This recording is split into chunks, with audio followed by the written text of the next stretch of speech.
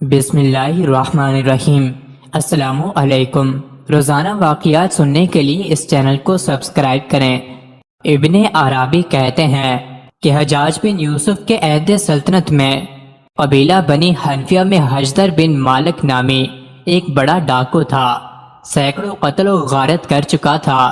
جب اس نے اہل حجر پر ڈاکہ ڈالا تو حجاج بن یوسف کو اس کی اطلاع ہوئی تو حاکم یمامہ کو ڈانٹ کر خط لکھا کہ تو یہ کیا کر رہا ہے، اب تک اس کا انتظام کیوں نہیں کیا، فوراً حجدر کو گرفتار کر کے ہمارے پاس بھیج دو۔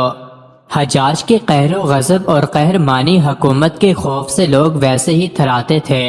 خط پہنچا تو حاکم یمامہ کو اپنی موت نظر آ گئی۔ قبیلہ بنی مرمود دینی حنظلہ کے ہوشیار اور بہادر لوگوں کو بلا کر ان کے لیے ایک بڑا انعام مقرر کیا کہ وہ حجدر کو قتل کر دیں یا قید کر کے لے آئیں۔ یہ لوگ اس کی تلاش میں نکلے۔ جب اس کے متسخر کے قریب ہوئے تو ان میں سے ایک آدمی کو یہ پیغام دے کر بھیجا کہ ہم لوگ بھی تمہاری جماعت میں شریک ہو کر رہنا چاہتے ہیں۔ حجدر کو ان پر اعتماد ہو گیا اور ساتھ رہنے کی اجازت دے دی۔ یہ سب لوگ حجدر کے ساتھ رہنے لگے، یہاں تک کہ ایک روز موقع پا کر اس کو باندھ لیا اور حاکم یمامہ کے پاس پہنچا دیا۔ حاکم یمامہ نے انہی لوگوں کے ساتھ حجاج کے پاس روانہ کر دیا۔ ان لوگوں کی مسائی بلیغہ کا حال حجاج کو لکھ بھیجا۔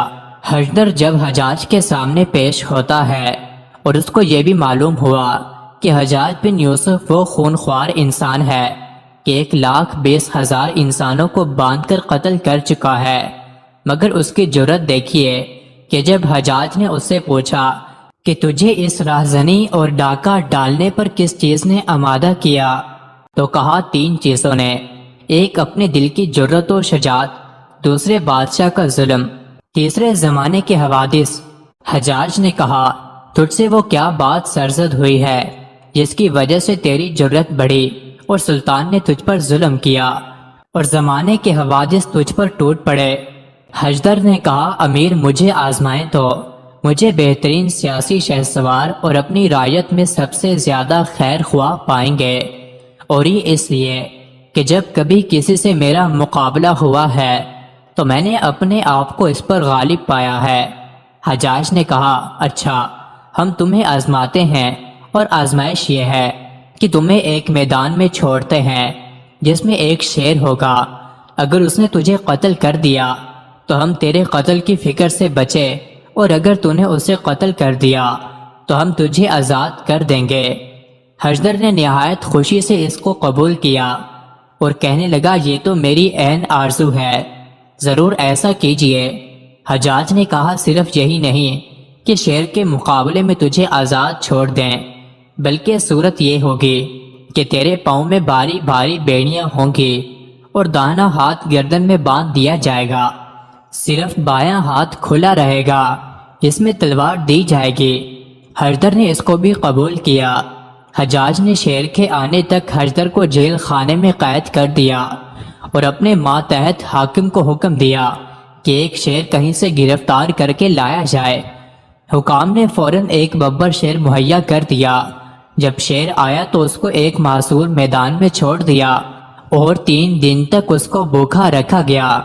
اس کے بعد حجدر کے پاؤں بیڑیوں میں اور داہنا ہاتھ گردن میں باندھ کر لایا گیا، بائیں ہاتھ میں تلوار دے کر شیر کے سامنے چھوڑ دیا گیا۔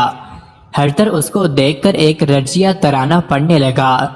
جب شیر نے اس کو دیکھا تو نہایت زور سے دھاڑا اور انگڑائی لے کر حجدر کی طرف بڑھا۔ جب شیر بالکل قریب آ پہنچا اور ایک نیزے کا فاصلہ رہ گیا تو حجدر نے زور سے جس کے اور اس زور سے شیر پر تلوار کا وار کیا کہ ایک وار میں شیر ختم ہو کر زمین پر گرا اور ادھر حجدر پیروں کی بیڑیوں کی وجہ سے پیچھے کو جا پڑا۔ حجاج اور اس کے انوان ایک دریچے سے یہ تماشا دیکھ رہے تھے۔ سب نے نعرہ تکبیر بلند کیا۔ ادھر حجدر اٹھا اور حجاج سے خطاب کر کے فی البدیہ یہ اشعار پڑھے، اگر آپ نے میری موت کا قصد کیا تھا تو اے حجاج میں تیرے انعام کا بھی امیدوار ہوں۔ عورتیں تو یہ سمجھتی تھی کہ میں لوٹ کر نہ آؤں گا کیونکہ وہ شوہروں کی غیرت پر پورا بھروسہ نہیں رکھتی، اور میں نے سمجھ لیا تھا کہ اگر شیر کے مقابلے سے پہلو تہی کی تو حجاج کے ہاتھ سے نجات نہیں پا سکتا۔ حجاج نے کہا اب اگر تم چاہو تو ہم تمہیں بڑا انعام دیں اور چاہو تو تمہیں بالکل آزاد چھوڑ دیں۔ حجدر نے کہا کہ نہیں، میں امیر کے ساتھ رہنا چاہتا ہوں۔ چنانچہ حجاج نے اس کے لیے اور اس کے سب گھر والوں کے لیے بڑے بڑے وظائف مقرر کر دی۔